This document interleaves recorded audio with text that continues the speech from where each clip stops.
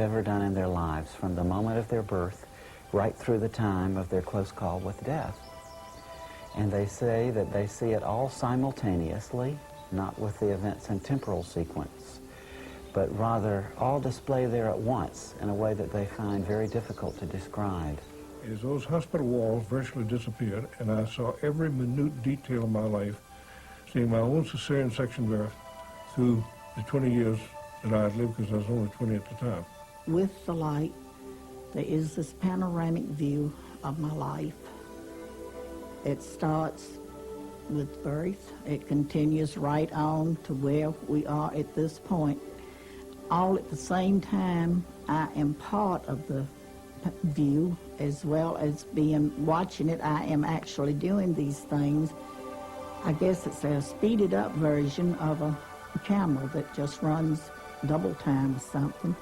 But I actually had the feelings of what was going on as I saw it, and also standing off to the side and being able to look around and look at the different things that went on at different times in my life. I saw all my life, but it's in that dimension which cannot be described. This was holographical view of being inside of your life, and then being as a viewer, participating the play of theater which happening there.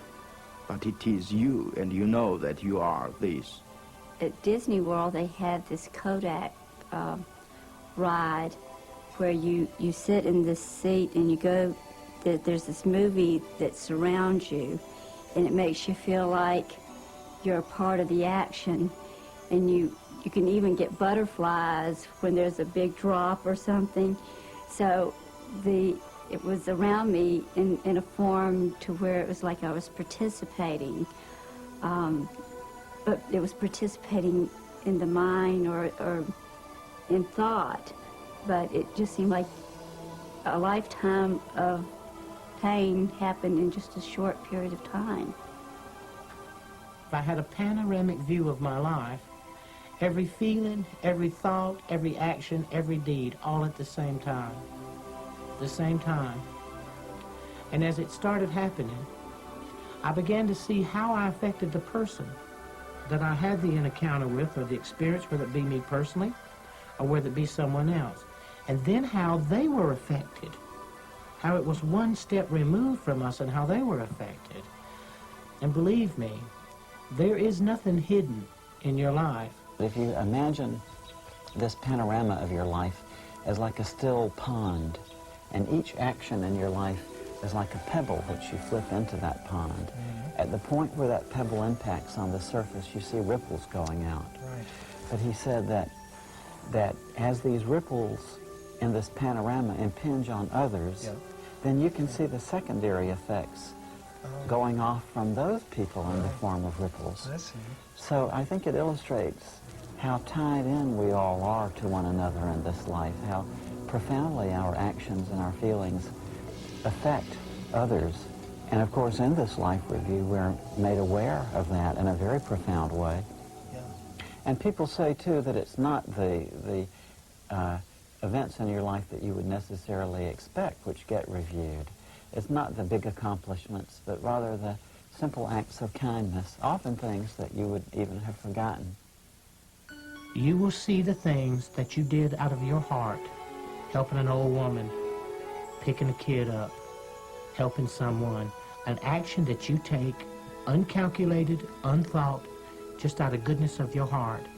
These things herald through the universe, not your great accomplishments, not what you achieve or what you think has value. The little things have value. And what I had always thought was important and nice things I had done, they didn't even count for anything. It's the little unknown things that you do for one another. And love there is always helping to give others love and helping hand along the way, and at the same time you're benefiting because you're receiving also. And the question was, what have you done with your life to show me? Well, I'm looking around this panoramic view, and I'm hoping that you'll notice some good things, and of course I'm trying to pick the best thing and hoping he won't see some rather embarrassing things that happened to me as a teenager. And I thought, well, I was an Eagle Scout. Immediately came back that glorified you. Again, the answer the second time. What have you done with your life? But this time the emphasis was on to show me. But I understood what he was saying. He was asking me, had I learned to love my fellow human beings the way that he totally accepted and loved me? And when you look at it from a place to review and to be critical of yourself, not to be judged, to be condemned. There is no condemnation in it. There is none. There is nothing but, hey, look at yourself. Look who you really are. And look what you've done. And then give it a value in the eyes of God. The death experience gives you a value of what that love is, that you are so deeply loved and that you yourself so deeply love. You begin to sense a part of yourself greater and far more magnificent than you ever give yourself credit for. Frequently, too, people tell us that this being is also interested in the knowledge that they've acquired in this life. If there is a scene in which one is seeking knowledge by taking a course or attempting to understand something, that this being comments in an almost offhanded sort of way, that even after we die, the process of learning goes on, and that what we learn here we can take with us to the next realm. People say that love primarily, and then in a secondary, almost grace note sort of way, that it seems to be the knowledge and the understanding we acquire. How interesting. After a time in this light, all of these people have to pay a return trip back. And it's very interesting that when they do, after having been in the presence of this being of love and light for a while, they literally don't want to come back. They resist the attempts very often made to send them back. I never wanted to come back. I wouldn't have traded, and I would not trade today. For the few moments that I got to spend on the other side, I wouldn't trade 20 of these lives. And when I had to come back, I came back dragging, kicking, and scratching, because I didn't want to. And I'm told them, are you ready to go back? No, I want to go on to the City of Light. No, don't you want to go back? And I could hear my daughter and look back and see her and my husband. They were saying, Vi, don't go. Come back to us. Mama, I need you. Mom, come back. And they asked me again, are you ready to go? I said, no, but it seems that my daughter needs me, so I must go back. I really had no reason to go back except that I can remember my mother. And I know that I'd put her through a lot. I was a very accident-prone kid. And she used to say, if you ever die before I do, I'll never forgive you. My mother was so adamant about me not dying before she did. I think that's what first came into my mind. We are alive because of love. And this was what brought me back, which, to be honest, I didn't want to come back, but this love brought me back. Love of that people who wanted me back. Other times they say that they're given a choice, that they're told that they can either go on with the experience that they're having then, or else they can return to the life they've been leading.